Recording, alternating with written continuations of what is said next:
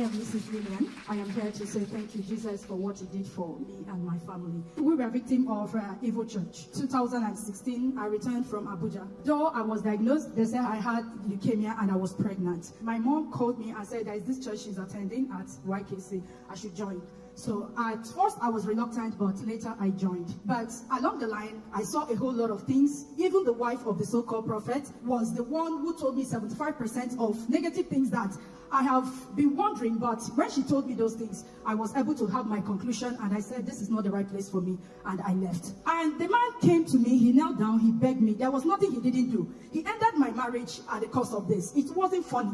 So he came back, he begged me, he said he was going to give me 1.5 million, I should return back to his church. I said, instead of me to come back to your church, I would better go back to my village and serve the deity of my village. I'm not coming. So, and in my family, the team weighed all of us down. For more than 6 months, I didn't go to church. My siblings, they didn't go to church. Even up till now, some of them, they are still struggling with their faith. It wasn't something to be told of. It wasn't funny. But I thought at the end of the day that this was just, after the man asked me to come back, I told him my response. I thought it ended that way. I never knew that the devil had a bigger plan and surprise. At the end of the day, my aunt gave me the link to nsppd and said, please join this fire altar because you can't have this battle alone. This is a severe one. She was also part of that evil church, but left before myself. So I joined. I was praying every morning. God kept on revealing things for me. So it came one day, I had a dream. I woke up, I was supposed to pray, but the calls that were coming couldn't allow me to pray and cancel the dream. So at the end of the day, I just had my bait, drove off to Imo. On my way, very close, immediately this College of Agriculture, right now is a polytechnic, Imo State Polytechnic. Immediately after that place, that was when the accident happened. But one thing I heard was, slow down. I was hitting 120 because I was just eager to head to get to school before 3 p.m. So before I knew it, that accident occurred. I had bye. The next thing I had bye. I was now struggling with my steering. And then after a time, it got to a halt. My car got to a halt. I looked at it.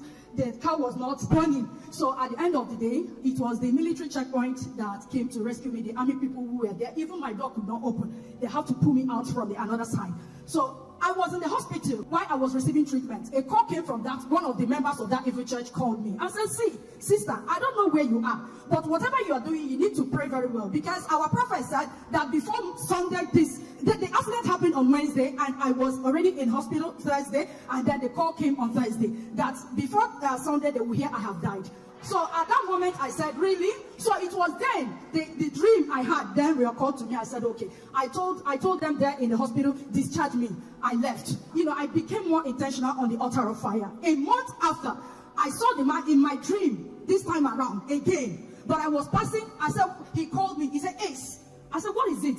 Are you not done with your evil? He said, please hold on. I want you to please take everything. Please stop fighting me. I said, what do you mean take everything? This key, I remember seeing this bunch of keys in my mom's dad's village house. These long keys, very old, ancient, primitive long keys. He handed it over to me. There were 6 of them. I said, Jesus, what is this? He said, it was my glory he took. I should take it. I said, what? You took my glory? He said, wait. He went back again. He brought a pillow this time around and gave it to me. I said, this is it. Take it.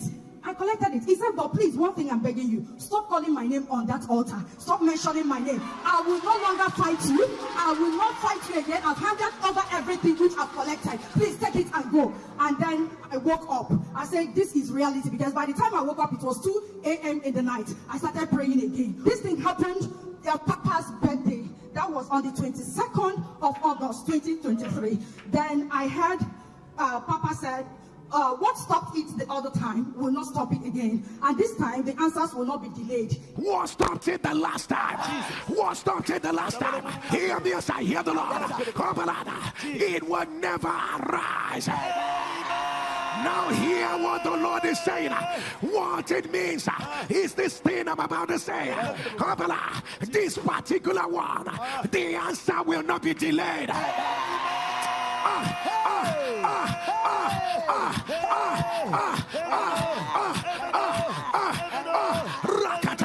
The answer will not be delayed. So I started praying with it. Then on the night of 23rd of the same August, so while I was praying, I saw Papa. He came there, singled me out among 5 other ladies who were praying with me on the altar. I don't know them. It was just a dream. Papa started giving me a number. He said, take. this number. My daughter, what are you still doing here? You are not supposed to be part of these people here. I said, but Papa, I've not received my evidence. He said he has sent it all. Okay, come, follow me. Come. He started calling a number. While he was calling the number plus 35122, he was calling it in the dream. I was capturing it. I was recording it. I woke up. I saw my phone blink because my son woke me up and said, Mommy, please cover the window. So when I woke up, I saw that my phone showed a light. So I took a pen and then wrote down the number that Papa gave me with all intention that it was Papa Jerry's number that the next day I was going to call. So while I jotted it down, I took my phone. I said, my Wi-Fi is still on by this time. It was 3 a.m., just a minute past 3 a.m. in the midnight. I switched off the phone and then switched off my Wi-Fi and then went back to bed. While I was, the next day I woke up, I said, yeah, Papa called me. Papa gave me his number, let me call. I started calling the number didn't go through. Then I looked at it, I said, there is this number that equally called me that last night. Behold, it was the same number. I took my paper, I looked at it, I said, this is the same number that Papa gave to me. Could it be that Papa called me, I didn't think, what is going on? So while on that, the number started calling me back again. I picked it. The man said, hello. I said, yeah, hello. And it wasn't Papa's voice. At that point, I got very angry. I said, who are you? You know, very arrogant. Who are you? The guy said, please don't be offended. Are you Mrs. Mado? I said, I'm not Mrs. Mado, sir. So who gave you my number? You know, just like that. And he said, please don't be offended. Can I see your face once again? I want to be sure that you're not Mrs. Mado. I said, I'm not Mrs. Mado. He now put it on a video call. He saw my face. Immediately, he cut it and said, you are not the one. But please, I'm looking for Mrs. Mado. I said, I'm not Mrs. Mado. You've seen I'm not Mrs. Mado. What is it? The man said, oh, sorry, that this fellow lived in my property and then messed it up and lied to me. I have to refund my caution fees and the rest. Please, if you are related, let me know. I said, I'm not related with her. Moreover, I am in Port Harcourt and this person is in Abuja. And I remember prior to that time, I had gone to MTN when I left the evil church. I changed my whole numbers. I went to Glow. I picked up a number, and that was the number this guy was calling me with. And from there, you know, that day we trashed it, and then 2 days after he sent me a message, please can he talk to me? I said, what is it? I am not fit, I'm not strong, I'm sick. Then 3 days after he sent a message again, can I call you? Can we talk? I am moved to talk with you. So from there, we started talking. Before you know it, the man said, oh, he's in for marriage, he's coming for marriage. So I was thinking it was a joke. Before you know what was going on, this man came back from Europe, then came to my house on the 30th of December 2023. I was thinking, oh, he was coming to collect the list. But by the time they showed him the list, he said, oh, that it's not even up to £1 million.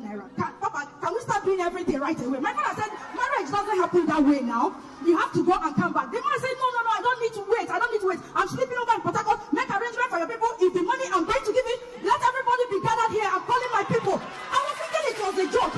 The next day, 31st, he slept over. The next day, 31st, the man, he came. My people gathered. They were dealing him with intention, maybe let them scare him away because they've never seen anything like this. It was so sudden. But as they call 30, the man will give 80. They will call 100, the man will give 300. And everywhere, if you see Jesus, so as God may have it, everything took place. Now, in fact, even to make up, I didn't even know what clothes to wear. To make up was a problem. So I was still there trying to see if I could wear my makeup, little makeup, maybe lipstick. They started calling, come and hand over the wine to the man. Come and hand over. I came out, they handed me a cup of wine. I handed over to the man. Behold, he's a doctor. He doesn't reside here in Nigeria. In fact, God gave me double for all the shame, all the troubles. I want to say thank you, Jesus.